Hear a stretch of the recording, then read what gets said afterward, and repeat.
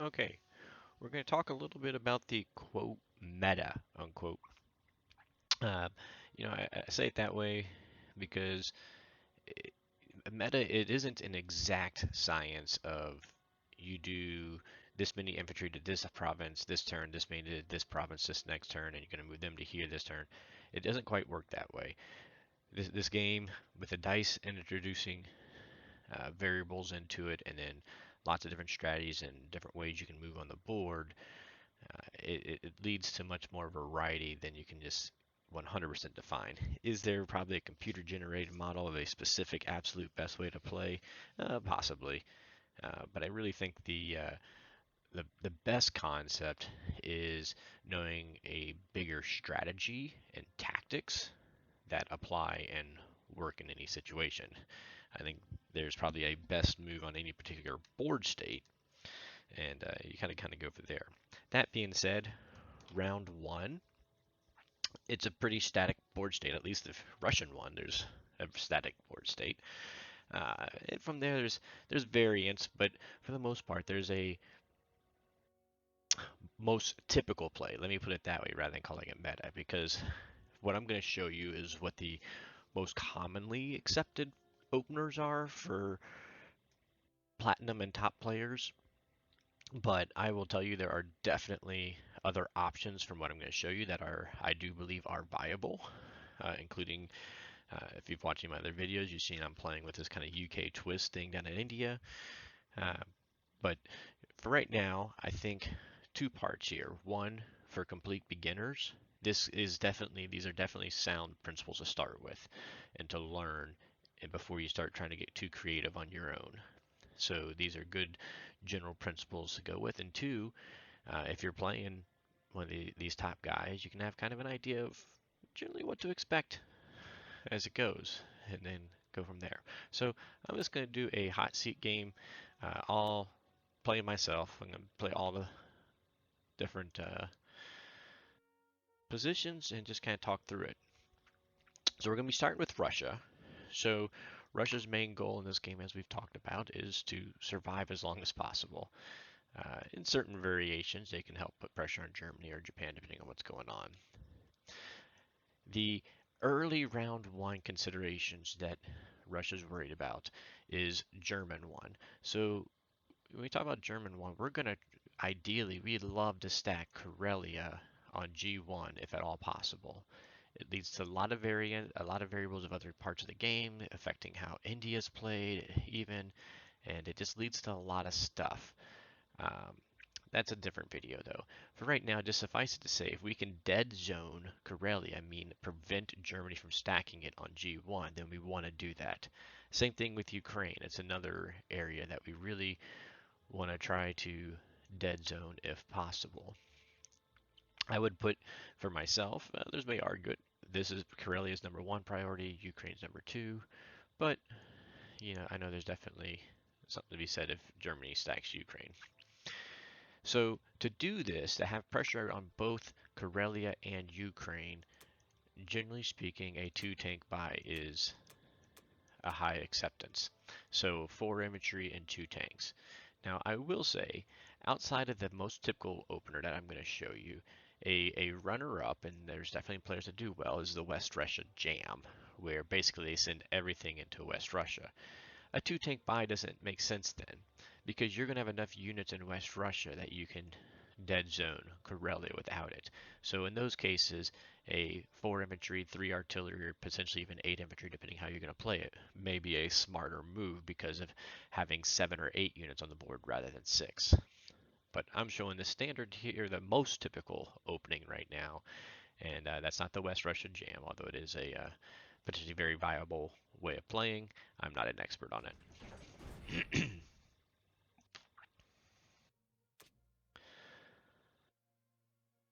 So the standard opener is the 9-12, meaning we're going to bring 12 units to West Russia and 9 to Ukraine for the attack. So these tanks can come all the way around, so they're going to come around.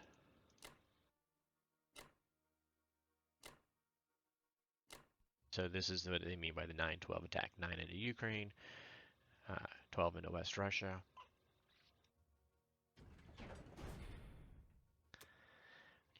I will say when you're doing this, it's advisable to do your West Russia battle first because you can right click to choose which one goes first.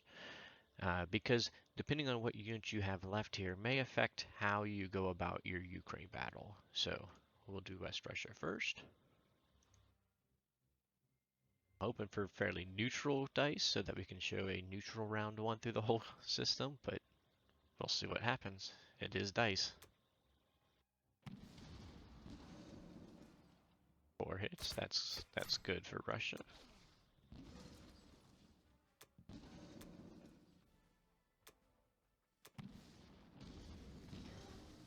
And that's going to be really good for Russia, even with the hit. So Russia had 7 infantry survive. Generally speaking, if you had 6 infantry survive, you're probably going to have Karelia safe from being stacked in G1. 5 infantry, it's so-so. Depends how risky Germany wants to be. Potentially 6 infantry if Germany really wants to press the luck factor. But 7 infantry should be safe. With those 2 tanks, that is.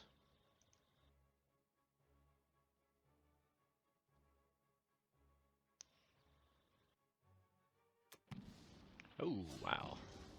That's a lot of hits for Russia.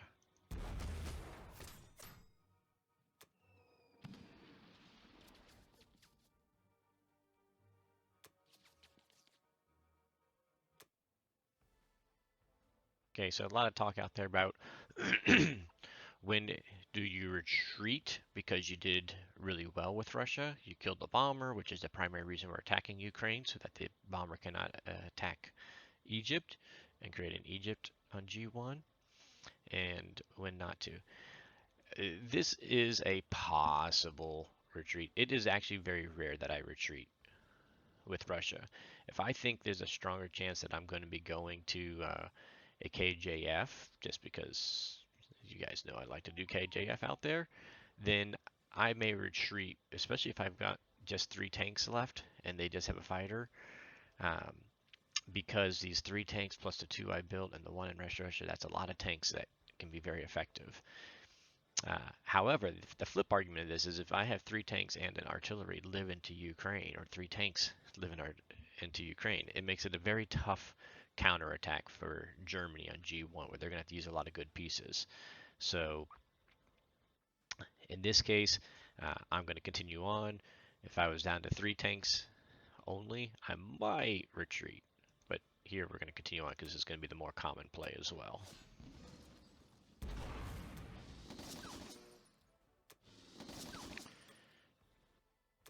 So Russia overall had a better than average experience. Um, Normally 5 to 6 infantry is pretty normal here in West Russia, and 2 to 3 tanks left over in Ukraine is pretty normal. So we do want to move the sub to C-Zone 7, preparing for the Germans attacking there.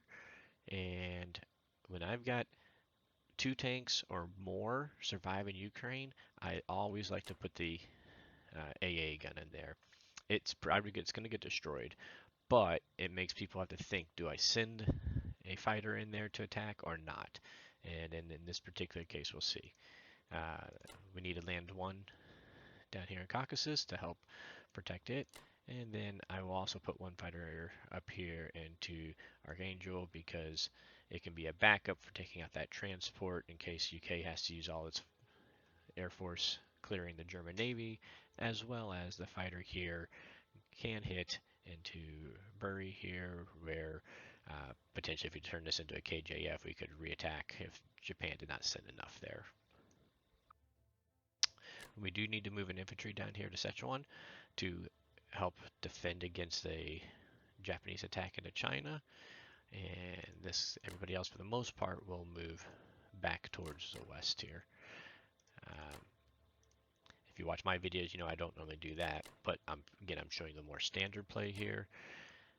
This is kind of a toss-up. Some people move them all back here. I like to leave 1 just because I like to make Japan make choices on their opening turn. I almost forgot to move that AA on up there.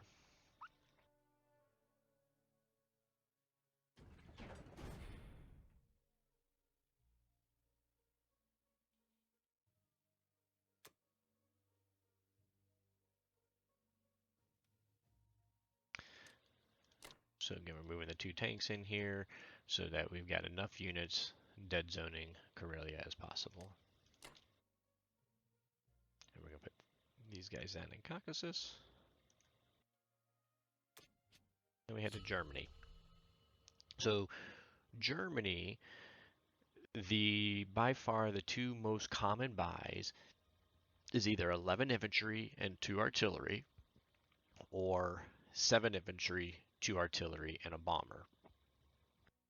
For myself, again, I'm going to tell you, I most of the time, not always, but most of the time lean towards a bomber.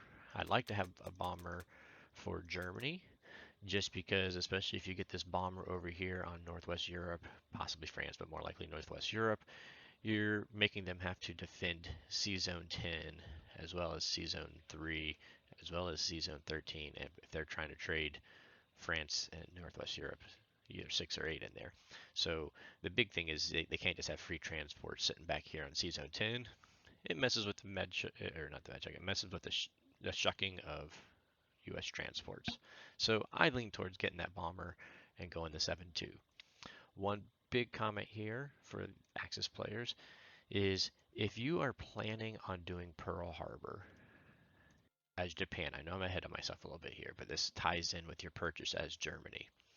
If you're planning on doing Pearl Harbor here, then you're limiting the number of Allied ships coming to Europe, which is going to affect their ability to do a med shuck. And so a bomber is very helpful in conjunction with the Pearl Harbor to disrupting the Allied shucking in here. Not that it can stop the Allies from doing it, that's another video, another time, but it certainly can create a lot of headaches and make it a lot more difficult. So if you do the Pearl Harbor, get the bomber to help out. If you don't do Pearl Harbor, then the bomber is kind of an optional one. If you want to have it for harassing here, you can, but they're going to be able to get into the med chuck even with you having a bomber there. In Germany, that is. So I'm going to go with the bomber purchase so we can talk about Japan's turn into a little more options there. So again, you notice I didn't talk about it. Russia left Karelia open because you really can't stop Germany from taking Karelia in G1. You can prevent them from stacking it, which is what we did here. So Germany's not going to be able to stack there, but there really is no taking it altogether. So as we said, this 3 tanks and an AA makes taking Ukraine back awkward for Germany. I don't like to risk too many planes, but in this case I will risk 1 plane with that AA. And I am going to use a tank in there as well. Some other options could be bringing the transport up here, but we're going to stick to kind of more of the typical plays, in which case Germany's probably going to try to go Trans-Jordan here. And the reason being, one, it closes the Suez to prevent the Allies coming up into the Med. Also, killing this destroyer is, in my book, kind of important. Not critical, but kind of important. Because if you don't kill this destroyer, then on UK1, the destroyer can come back to C-Zone 35 with a Navy build, and that leads to a better chance of doing a C-Zone 37 attack by the UK, which is a very volatile potential lead into a KJF. But in this case, we're going to stick with the more typical. So up here, we do need to clear C-Zone 7, so we are going to take the units in here. I believe at this point, everybody takes at least 4 in there. Leaving only 4 in my book does not make sense. I want to take at least 5 units into attacking that unit, into that C-Zone. It is important to clear this C-Zone of the British at least. Sometimes that Russian sub can survive, and depending on how the rolls go, not horrible if that happens, but we definitely need to get this battleship and this transport out of here. Now from here, with that last sub, to be very sure here and be confident, it makes sense to send that 6th sub here just to make sure that this critical piece is taken care of without losing our fighters. Other options, so 5 is pretty safe on doing it. So we have other options with the subs. Some come down here and will kill the cruiser with a fighter from Berlin, but that kind of prevents limits the options for being able to prevent a UK-1 Navy, which is probably one of the best things that can happen for Germany, is to prevent UK-1 from being able to drop a Navy on turn 1. So with that in mind, it's nicer if the sub can hit this destroyer so that if any subs survive the battle in Sea Zone 7, they can't clear them. So they'll have that bomber, 5 planes, and a sub that could counterattack. So some people will try to send it down here to Sea Zone 11 because you could potentially kill 2 transports versus killing 1 transport, but you'd lose that synergy of killing the destroyer in that case. That goes with Sea Zone 7, because if you can kill that destroyer and wipe Sea Zone 7, then you're in a nice strong position for Germany preventing a UK-1 Navy.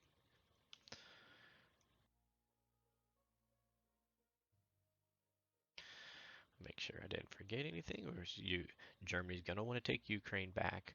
Germany's going to want to take Karelia. If they only had 5 or less infantry here, then I would look at stacking Karelia. If they didn't build 2 tanks, I'd look at stacking Karelia. That should be it there. They don't like my Ukraine. Yeah, like I said, this is a bit risky. As a German player, I don't want to lose too many important units into there, but at the same time, we do want to take Ukraine.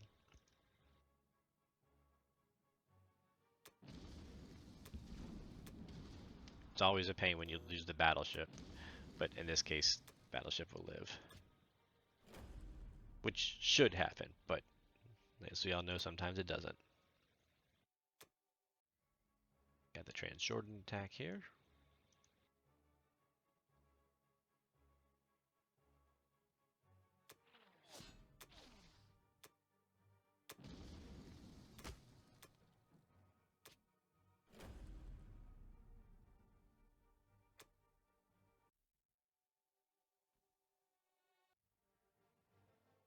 See if I went too risky here. Always got to hold your breath with the AA gun.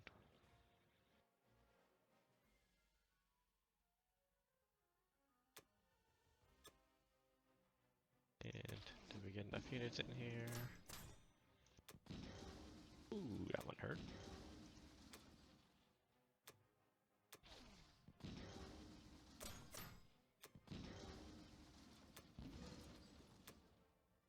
So I would consider that successful for Germany. We could have sent more units, but again, whatever we send there is going to get killed by Russia in round 2, likely. So that was successful for what we had.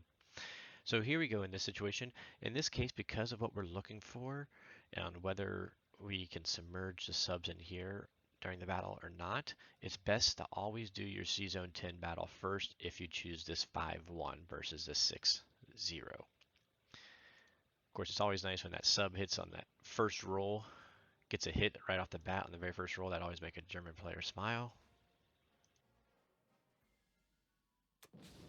Oh, there we go. Called shot. I should get points for that.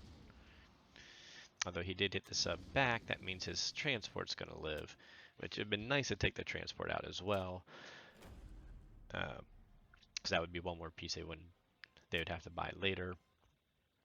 But this is encouraging for potentially being able to stop a UK-1 fleet drop.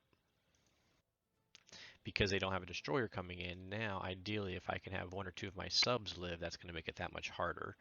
So when it comes to making a choice, depending where we're at in the battle, I may choose to lose a cruiser instead of a sub as a hit, depending how everything else is going. So this is really nice. 3 hits.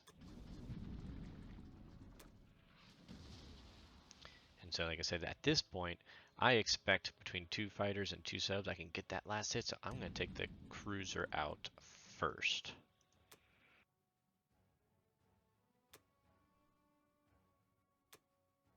Plus they had the surprise attack, so potentially we didn't hit him. There's the hit for the killed the battleship.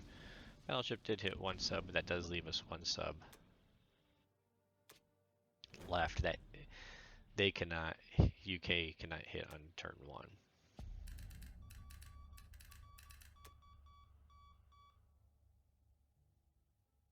So all in all, that was a successful German Atlantic fight. We do gotta be a little bit careful because he does have that transport alive that he could strike over here. So I will leave a infantry over here with my plane stack, or moving in an AA. I know some people put the planes up here into the Finland area because they can also help dead zone uh, these three. I like stacking them here just to prevent any sort of crazy cruiser, two fighter, bomber, tank, infantry attack on Northwest Europe.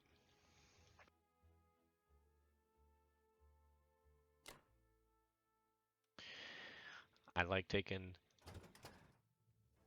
the infantry from Northwest Europe just to speed up his trek, and I'll take one from Finland since I'm not stacking, excuse me, from Norway since I'm not stacking Karelia. I'll bring them down here into the Baltic states.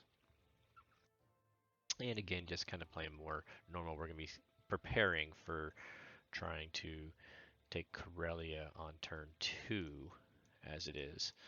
So what that means is we need to get our tanks into Baltic and or Poland. I always like to have at least one in Baltic just in case for some reason they fail retaking Karelia. Not likely, but it could, and they can blitz through and potentially hit Archangel when they've got one unit coming in. Um, Not necessarily what I'd play, but I always like to have that option there. Otherwise, I like getting my tanks over here into Poland in this position so that they can go through the Belarusia and Ukraine where they can threaten here, West Russia, as well as they can still get back up to Karelia the next turn. Otherwise, we can get as many guys moving over this way as we can. Like to get the AA gun heading up this way. He can't transport or attack it, and we'll have a couple units there, so it should be safe.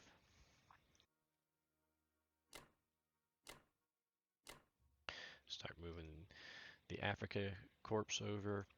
So the big question that always kind of comes into is what to do with these 3 infantry. Um, Ideally, coming straight up this way and getting to that Karelia stack is one option, but something you gotta be careful there is he does have a lot of units living here where he can move these 11 infantry, 2 artillery, 3 tanks, and an AA gun. So that's what, 13, 16, 17 units that he can move into Ukraine, and you got to watch out for them possibly stacking Ukraine, which is a powerful position for Russia. So generally speaking, I find it's good to keep space off of to lightly take here in this case for Germany. There's some arguments that people will put a heavy stack across the front border here, make Russia make decisions, but I'm going to go kind of more towards the slightly more typical is just a light front for the Germans, ready to come in German too. But there's definitely some high level players that are putting stacks on little mini stacks on both Ukraine and Karelia, make Russia make decisions, and certainly a valid play by all means. So we've got our 8 tanks, we've got our 5 planes, we've got our bomber, so that's 14 units. We've got this infantry makes 15 units that can reach Ukraine versus what do we say, 13, 17. So in this case, I'm going to feel a little more comfortable just having those guys coming into Poland. I'm not actually, I could pull out the calculator and figure out exactly what I would need to dead zone Ukraine, but the point is in this particular case, as Germany, you want to be 2 goals: preparing to try to stack Karelia when possible, and to dead zone Ukraine.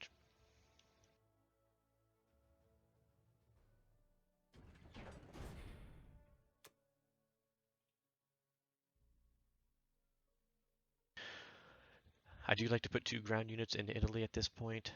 Um, I used to put an infantry and artillery there. Without getting into later game mechanics, I end up having this artillery get kind of stuck down here in the southwest Europe instead of going towards the eastern front. So now a lot of times I put 2 infantry. I do want to have 2 there though to make sense in case a battleship and transport live that they can grab 2 units and move them around to wherever.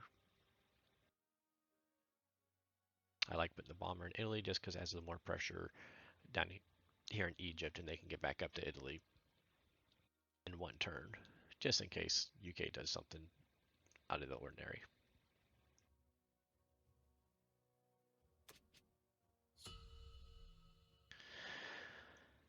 So, like I said, the German buy is pretty standard of one of two options. How they play the first round combat depends on what happened with Russia in turn one. Now, the UK one purchase is dependent on what happened in Germany one.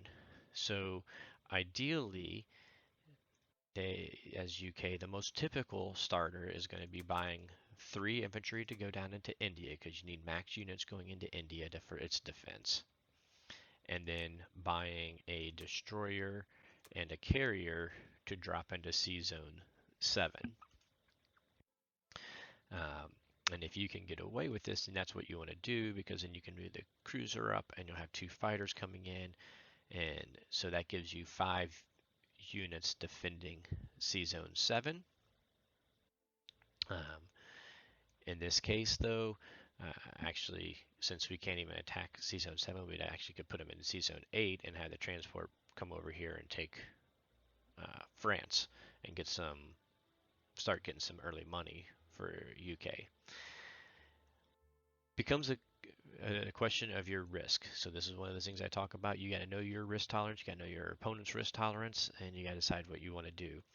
So we can't kill the German sub because we have no destroyer.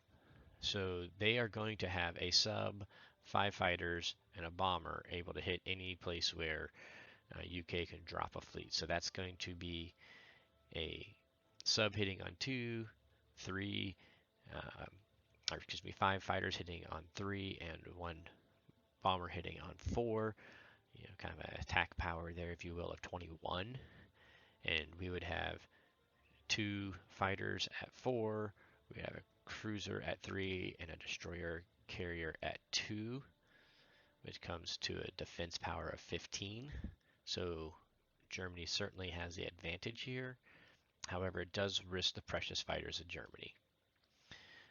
This is, again, your call on how much risk you think your opponent will take and how much risk you're willing to take. It's tempting with the transport to live to go ahead, come down here, take France, and do that drop of the ship. However, the backup option would be you'd have 22 IPC, so you'd still want to get 3 units down there in India, but you can look at possibly a fighter and a bomber, or 2 fighters. In this particular case, since we had a nice strong Russia, and I'm not in super defensive mode, I'm going to be more tempted to go a fighter and a bomber into the UK.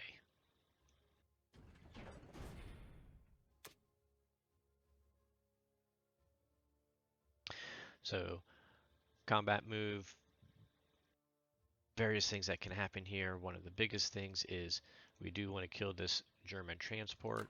If you don't kill that German transport, then they do have this whole 5-1 and a transport coming back and hitting UK, which can potentially have a sea lion on German 2, so get rid of that transport. If we had units that we could attack in Sea Zone 7, if we had a destroyer living here, or they had the cruiser living here, then we'd attack Sea Zone 7 and make sure to clear that. In this particular case, we don't have anything there, so we have nothing we can do for that. We do want to kill this battleship, so standard practice is going to be bringing the bomber and 2 fighters to kill the battleship and transport here. And at the same point, we do want to take out Transjordan. If only 1 unit had lived, then I tend to leave my infantry back just to see what happens, and then move them on non-combat, or potentially leave them there to be annoying to Germany. But in this case, we need all units coming in here, clearing the Transjordan. With 4 units attacking, I tend not to bring the India infantry over as well, but there are certainly ways to play it where you can. We do need to clear Sea Zone 61. This is a key part, so In this case, we're going to use the carrier and cruiser to clear Season 61. We really want to get rid of this transport. Otherwise, Japan can get big really quickly.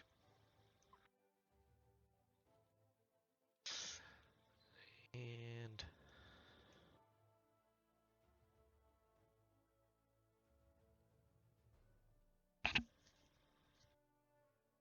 I think we're going to make sure I didn't forget anything. I have tendencies to forget things when I'm doing these videos. So yeah, we're going to leave it there. You know, the 5 fighters and bomber here really prevent from going ahead and attacking Morocco with a cruiser destroyer to help limit it. So I think we're going to leave it there for right now.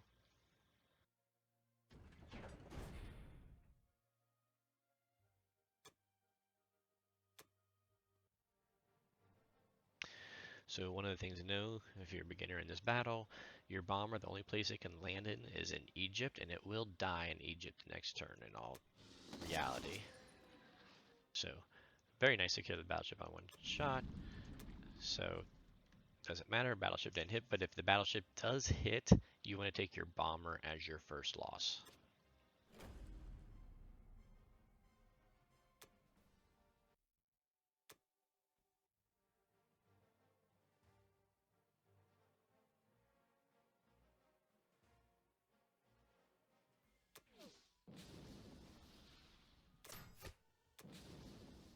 One hit on the TJ.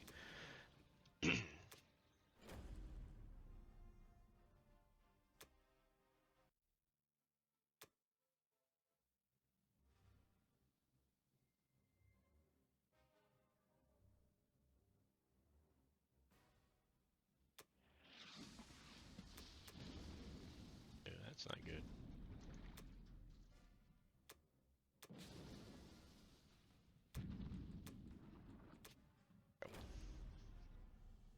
Like I said, very important to kill the transport, or else you got to do a very heavy defensive India.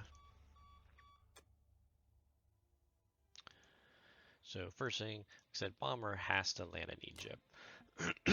Can be annoying because that means Germany can't just blitz the tank in and out. So we want to keep this as Egypt as dead zoned as possible. Since we killed this transport, now there's no Japan transports that can hit India in J1. I tend to like to put my 2 fighters and an AA here, AA just to prevent any sort of cheeky little cheap shots from the Axis airplanes coming in here. They could send the 2 fighters. Not that I expect them to, but it's always just an extra deterrent because that AA is doing no good in India this turn, so it can always move back. Don't forget your guy down in South Africa. Very easy to forget about him. For myself, in this particular case, since allies have had a pretty strong start, I do like to actually take one guy, bring him down here, and that gives me 2 on the transport that can move up to Egypt or move around, or depending on what happens, it gives a fully loaded transport if they don't kill the transport, which a lot of times Japan will. So there is some risk in that you get 2 guys stuck down here in South Africa that could be up here and defending India. If you're playing a player that you know aggressively comes after India, then you probably want to just leave that. Leave as much of the forces in India as you can. Leave that infantry back. Again, personally, I like to make Japan make choices, so I leave that 1 infantry sitting out here in Burma. You could move them back if you're expecting a real heavy India push and you don't want to have to deal with that. Down here, I've actually become a big fan of just grabbing the 1 infantry off of New Zealand, leaving 3 on Australia. It becomes a bit of annoying, so if later on Japan takes West Australia with 2 infantry or an infantry and artillery, and you have your 3 sitting over here, 3 infantry attacking 2, is a 50-50 odds, so makes it a little bit more annoying for Japan.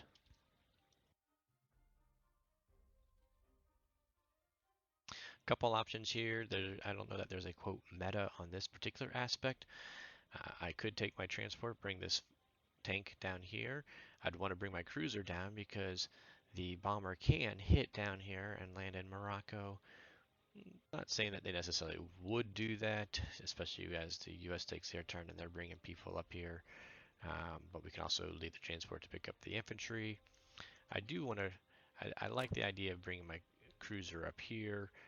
Um, Again, we could bring the transport down here, and there's a good chance Germany wouldn't take it because they'd have to lose their uh, bomber to the U.S. coming in on U.S. 2. But uh, in this particular case, I'm just going to leave the transport up here, and I'm going to bring the infantry over so that he can bring them up north or into trading France next turn, whatever opportunities arise. These guys, I'm going to fly both my fighters over there because they can both fly back to C zone 6, 7, or 8 next turn if we drop a carrier next turn.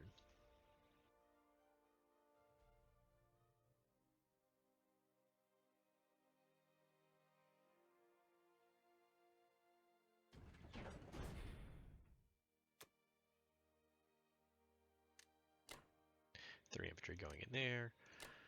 Putting some extra air force up here. Okay.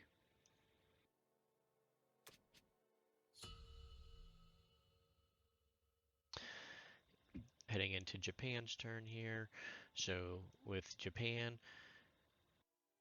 the purchase phase, I'm going to tell you 90%, 99% of the time, you want to get up to 4 total transports on the board as fast as possible. So that means most of the time, we're going to be building 3 transports. Now, if they didn't kill the C-Zone 61, then you only have to build 2 transports. But J1, we want to get up to 4 transports, able to move as many units off of the Japan that can have 8 units being produced here as possible, as fast as possible. And this is true for even if we're expecting a KJF. Most of the time, I'm going to do that. If they did a C-Zone 37 and had a very successful C-Zone 37, then maybe I won't buy the 3 transports. But it's beyond this video to go into the exact details of why 3 transports or 4 total on J1 works for both KJF and KGF, but just know that that's going to be your more typical buy again. In addition to that, we got 9 IPC, so a lot of people will buy 3 infantry. More recently, been seeing some of this 1 infantry, 1 tank. I think the 3 infantry is still the more typical. I've been playing around a little bit more with the 1 infantry, 1 tank.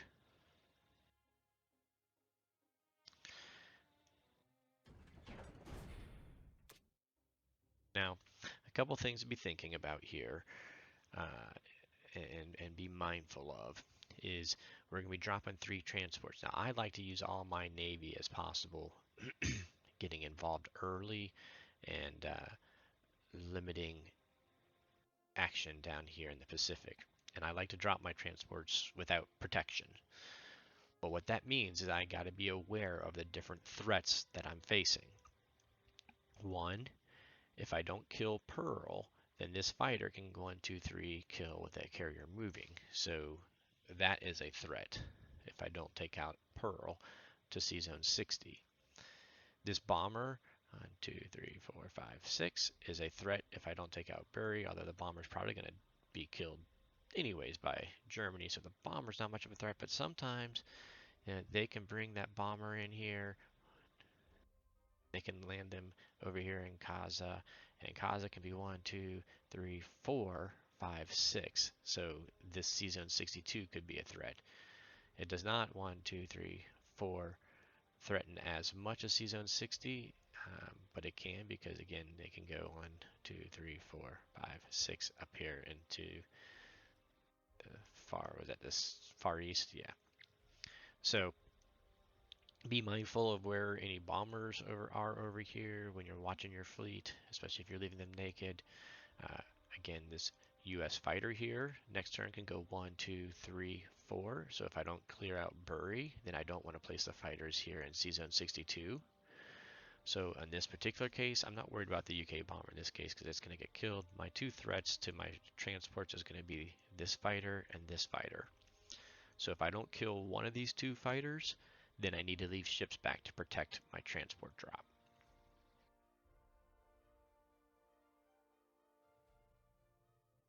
So The big thing with J1, I feel there's still a little bit of variability on what you can do here in your combat move.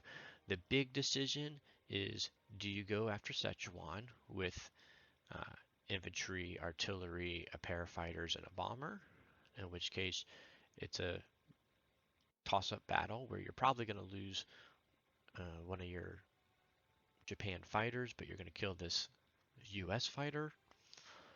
If they sent the UK fighter for circumstances allowing to kill 61 with a fighter, if they did that instead, this is probably a no-go.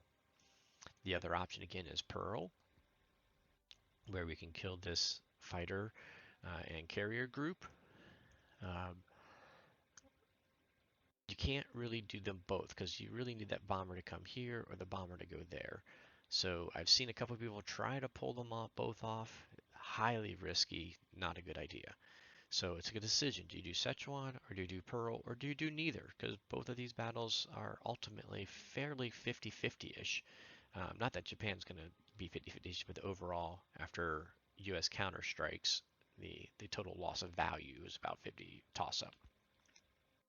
So that's probably your biggest decision making here.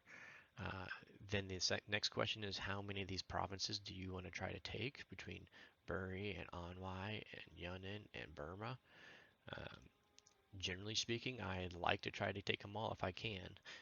They don't always allow that. And then, of course, you also got the decision, do you take out the UK transport or not? So in this particular case, I tend to play a little bit more risk. So I try to take, depending on my opponent, more as I can. So by doing this, I know my carrier is going to have to come over and help, to pick up this fighter. I don't want to be just carrier fighter because he's going to have two fighters here. The bomber, again, I'm not worried about. We will kill that bomber. So uh, two fighters and the carrier will be enough to suffice there. So we want to make sure that we do that. Over here, I'm going to use this fighter to come to Pearl. And when you do Pearl, you need to lose this fighter. You need them to die. I'm going to go ahead and send the sub, the cruiser, bomber, and this fighter as well. If that one fighter doesn't die, then this carrier gets dragged in and the Americans will wipe it out. So you don't want that to happen. I can't move this carrier because he's going to be going into there. I'm going to do just the battleship destroyer here to take out the cruiser.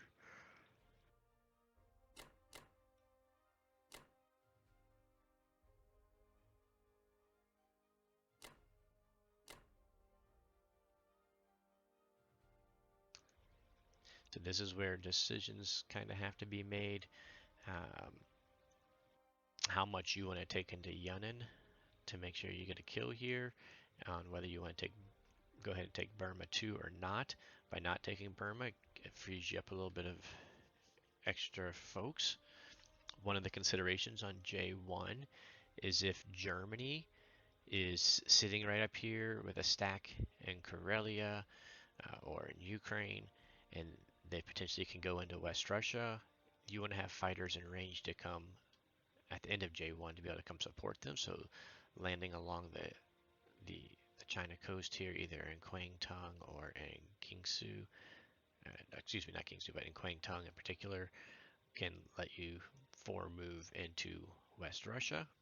So if you do that, then you probably want to have one infantry sitting back so that the Americans don't kill them.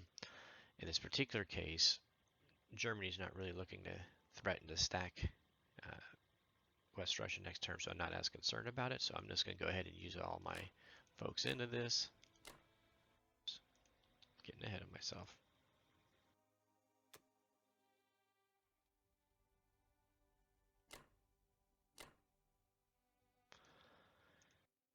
This fighter is going to be the one that comes over here to help support the carrier. And we want to make sure we bring our transport in.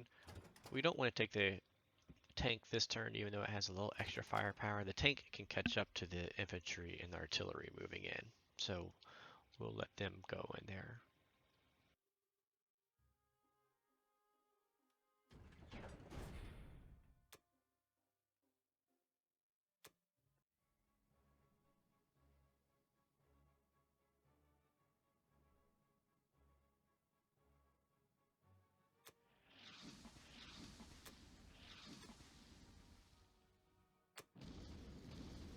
There we go.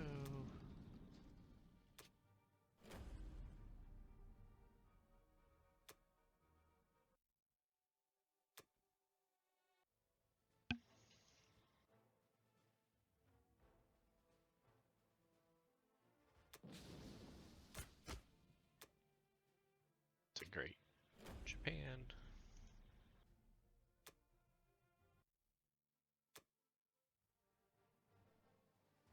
So is Japan attacking here? Again, we gotta make sure we lose that one fighter as a casualty. In this particular case, one thing I didn't talk about, this is actually talking about the U.S. defense profile. I mix it up so my opponents don't know what I'm going to do. I'll submerge them. I will not submerge them. You know, if you become predictable, then Japan can alter their attack. Potentially, if they know I'm going to submerge, they might not send that last fighter in there. Uh, and it'd still be a profitable battle for them. And they'd get to keep their fighter. If by submerging, it means that they could accidentally get 3 hits and US not get a hit, and then they got to pull their carrier into the battle. So um, pros and cons either way. I like to keep, this is one thing I like to keep variable, that sometimes I'll do it as submerge, sometimes I'll do it as non-submerge. So there they go. Japan killed all 3. And US did not get a hit. So that was the benefit of submerging, because now this fighter survived. So this is going to make the non-combat move be a little bit atypical.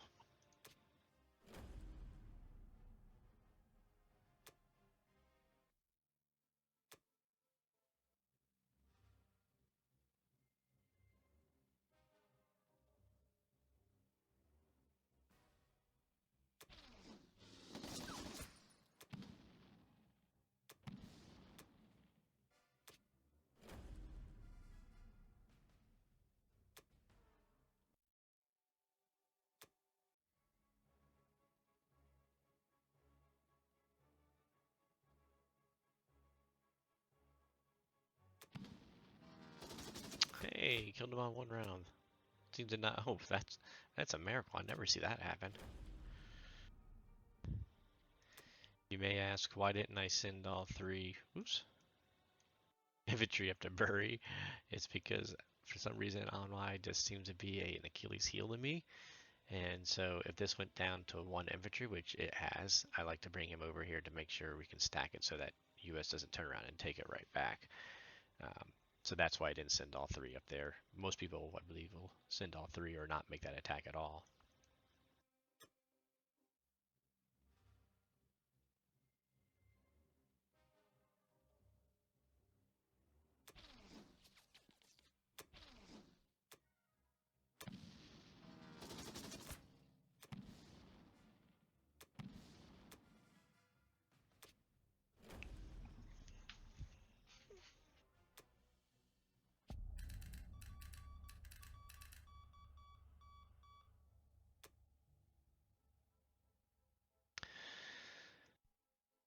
Okay, so we're going to talk a little bit about this pearl and what this could mean, and also going to pretend like this didn't happen, so that it happened more normal, and what the more typical play would be. But to start off with, we're going to come collect our planes.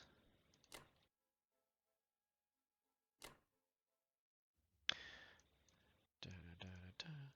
So like I said, if I had something coming in here where I'd want to try to move my planes into here, then you know, I could try to put them in the location.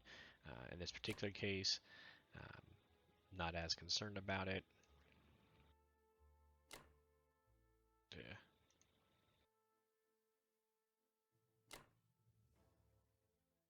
like having them here just in case any funny business up here in the northern part with Russia. Not really trying to threaten India on J2 per se. Now, the last bit here, normally you're going to have one fighter and one bomber that you need to land either on Wake or on the Solomons. Pros and cons either, I don't think it makes that much difference, in which case, we'd be landing one and one there, and this guy would be dead. So if we pretend that he died, then the one thing that could happen is the Americans could be trying to attack here and come into the Solomons. Um, since we had a good attack here, I generally like to move the carrier and this battleship here into 48, just to help kind of dead zone 44 with these guys being able to attack here, as well as the bomber fighter going on. Um, in this particular case, I've got to move this carrier in, as it's saying.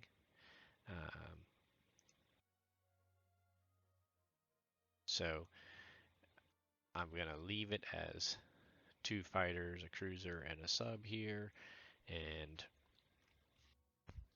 we'll just go into that for right now. This is do you put both fighters or one fighter or what? That's a whole nother discussion, more beyond what I'm going into on this particular case. Again, unique to this scenario. I probably want to bring my battleship on over so that depending on how this battle goes, now I'll have a battleship and a bomber potential coming up here. A lot of different things, decisions that could go there, and I'm going to go beyond the scope of what was meant to be a typical round one.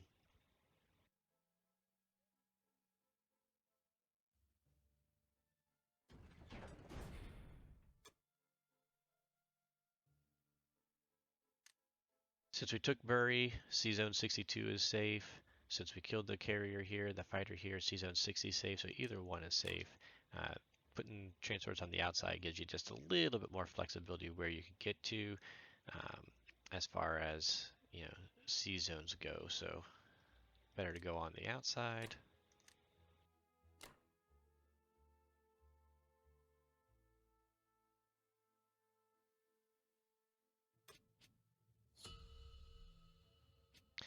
Now, just a real quick talk about the Japan 2 and going on and with that tank build versus 3 infantry. So that leaves me 7 land units here. I used to do the 3 infantry so that I would have 8 land units sitting here instead.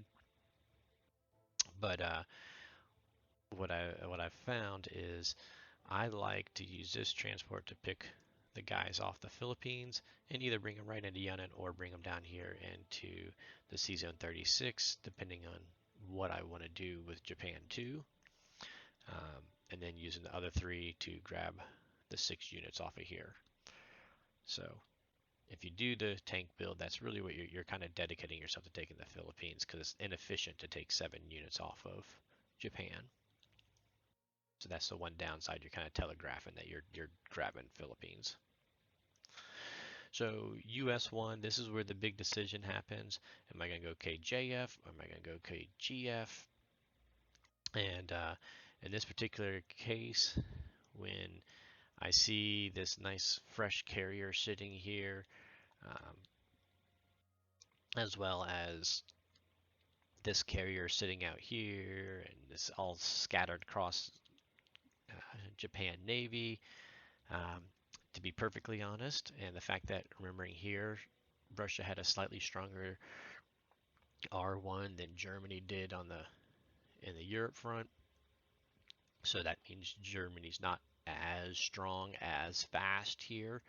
So I'm going to actually say I would do this as a KJF, kill Japan first, because I get to kill a carrier, cruiser, sub right out the gates here, and I would do a creative build with UK in turn 2, where we could put some different units here to try and force their hand to having to come into Sea Zone 36, because that's most likely what they're going to have to do, is come into 36 or 37 to reunite their destroyer battleship with their carrier to protect the carrier, depending on what you do here. Again, beyond the scope of this video. Sorry, I get sidetracked. One other thing I do want to comment about the Japan non-combat move, if I had not chosen to do Pearl Harbor, then you do got to realize that that carrier can come down to here to Sea Zone 45 with its fighter and this fighter from Japan landing on it, which those two fighters then can reach India the next turn. So if I'm doing Japan and not doing Pearl Harbor, it's a good idea to have enough units in Sea Zone 48 to dead zone Sea Zone 45 to prevent the U.S. from getting that in there. So, and then they got to take their carrier away.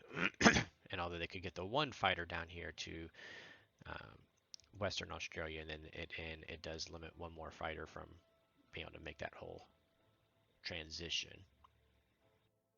So, um, and actually, it's actually three fighters that they could potentially bring this fighter down here to Sea Zone 45, the fighter that's on the carrier, and on the carrier could go over here, and then this fighter can come over to here. So you actually could have three fighters going that way if they really wanted to. So especially if you're looking at trying to limit US's input into India, just know that it's worth dead zoning Sea Zone 45 if you can on your non-combat move. So generally speaking, on US 1 on their purchase phase, if this is going to be a KGF, killed Germany first, whether they killed the Pearl carrier or not, you're likely going to want to get another carrier because you have enough fighters on the board for a couple carriers, and that's going to be very helpful in how you move your ships around in the KGF. You're going to want to get a couple of transports because you want to get transports going as fast as possible. So in this particular scenario where we're at right now, these two transports have 4 units dedicated to them. This transport has 2 units dedicated to him. That leaves 1 infantry and an AA possibly that can go in one of our transports. So we need at least 2 more infantry to go into the second transport that we're building. There's some possibility that this AA and this infantry could work its way over in time. So if you could actually use that 8 and build a third transport, I've done it.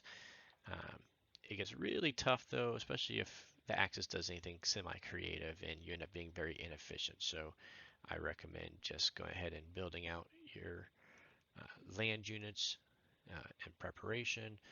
With 8 units, we could do 2 more artilleries. But I tend to be on the error of build plenty of infantry early on. So now that's what I would do if I was going to do a KGF. In this particular case, like I said, I would actually be looking at a KJF, in which case I want to bring my purchase. Again, I am going to bring a carrier in because, again, it's just efficient for the US. If I'm doing a KJF, I almost 100% of the time will buy 2 subs, 2 destroyers, and a carrier. It gets my most sea and airplanes in here to get ready to start attacking.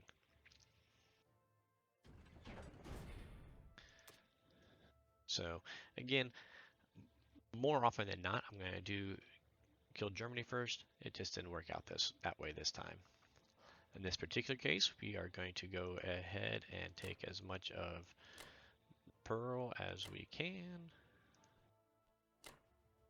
And we're going to send, thought I clicked on him.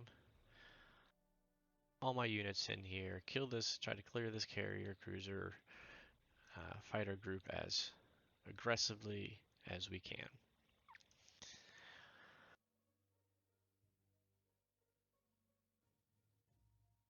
Since this is going to be a KJF, Japan a lot of times will leave Kwangtung open it was a KGF, a lot of times I like to still keep my Americans alive, but in this particular case, I'll take the freebie of the points since it is a KJF. Really attacks for the Americans. If the German sub had survived and won here, then we'd want to be killing that guy.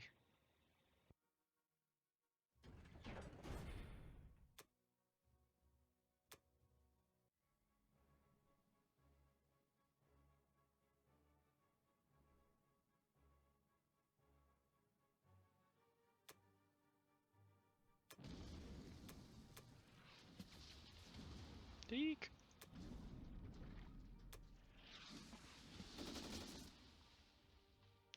So, oh, has to be a non-sub hit. That's alright. It's actually, I wasn't paying attention to the battle, to be honest. It's better to take the destroyer anyways, because our sub rolls at a 2 and it'll have a surprise hit.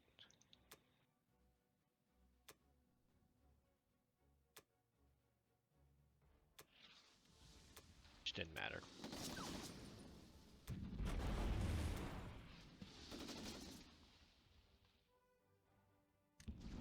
I don't know why I forgot to take the battleship hit. Kind of zoning out a little bit here. My first shot should have been the battleship hit. This time would have had to have been the destroyer anyways. Turned out the same in the end. Was not a smart move when I was just clicking through there earlier on the first round of battle.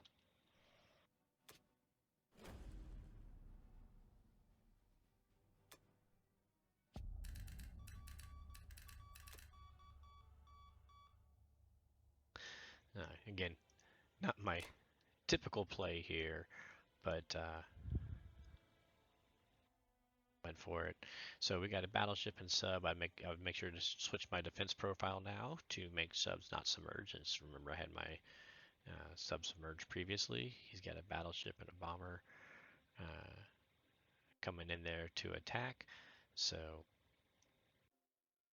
kind of iffy on bringing the transport. I could go ahead and bring that transport in here to try and get an early start, but it's not going to make that much of an advantage, so I would leave him back.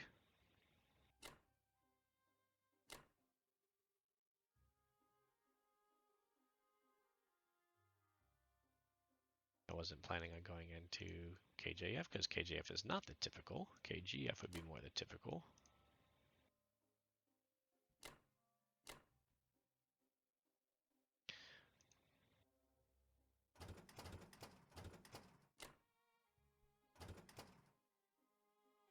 So in this particular case, setting up the KJF, I know again they've got a lot of Germans over here, which it becomes more risk tolerant for Germany to attack on an Atlantic Navy.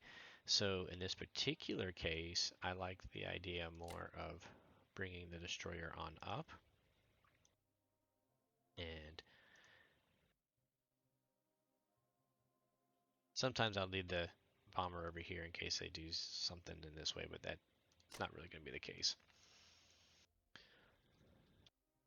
So I'm going to have this transport sit tight. So again, come UK's turn, I'll at least be able to next turn I'll have the cruiser and destroyer coming over. I can drop a destroyer, a carrier, and a fighter and put 2 fighters on it.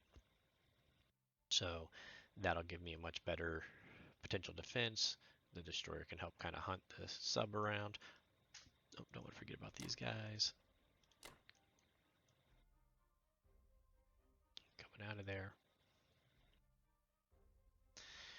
If this had been a KGF again, if this Pearl hadn't happened the way it happened, then all the ships here in C-Zone 56 would be coming down into C-Zone 19. The cruiser would come here to C-Zone 12, where it can start helping out right away with some of the attacks on here. I used to always take them to East USA, but it's actually more effective to bring them onto C-Zone 12. And we'd be moving, of course, these transports up to C-Zone 10, ready to move that way. Transport would be coming over. Bomber, depends where you want to go with the bomber. There's options to bring the bomber into UK, options to bring it down into Africa, depending on different strategies that you're going to go in the big grand scheme of things. So hopefully this helps kind of give an idea as far as a somewhat quote meta or typical purchases and buys and plays of round one. Um, got a little abnormal with the Japan bit, but in any case, there you go.